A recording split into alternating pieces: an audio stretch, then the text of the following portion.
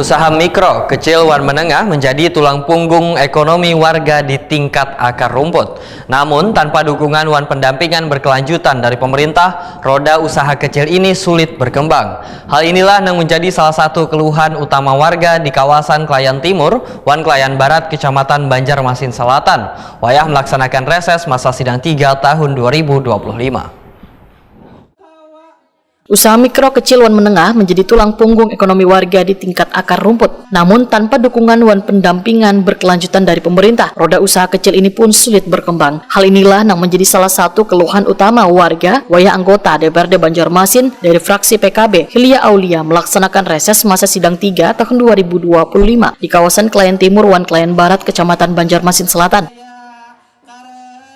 Kegiatan reses yang berlangsung sejak 5 hingga 8 Oktober 2025 itu menjadi wadah gagasan warga untuk menyampaikan aspirasi secara langsung. Dalam dialog bersama warga di Jalan Klayan B, Gang Babu Salam RT 01 RW 01 Kelurahan Klayan Timur, serta Jalan Teluk Klayan RT 01 Kelurahan Klayan Barat, warga berharap agar pemerintah kota lebih serius dalam mendukung peningkatan kapasitas pelaku UMKM.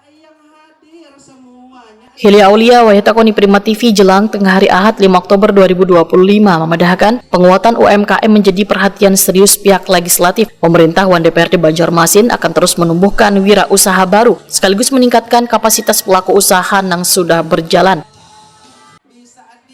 Pelatihan kada hanya sebatas kegiatan formalitas, tetapi harus menjadi ajang menciptakan inovasi, kreativitas, dan kemampuan adaptif terhadap perkembangan zaman. Hilya Aulia menyatakan pentingnya kolaborasi lintas sektor dalam memperkuat ekosistem UMKM, mulai dari pembiayaan, pemasaran, hingga digitalisasi produk lokal. Karena kan UMKM ini salah satu usaha masyarakat untuk meningkatkan perekonomian mereka di masing-masing keluarga.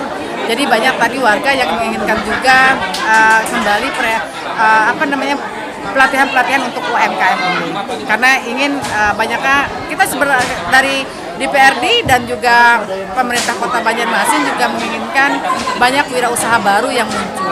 Nah, tadi banyak warga yang menginginkan UMKM ini digalakkan kembali di Kota Banjarmasin, termasuk juga pelatihan-pelatihannya.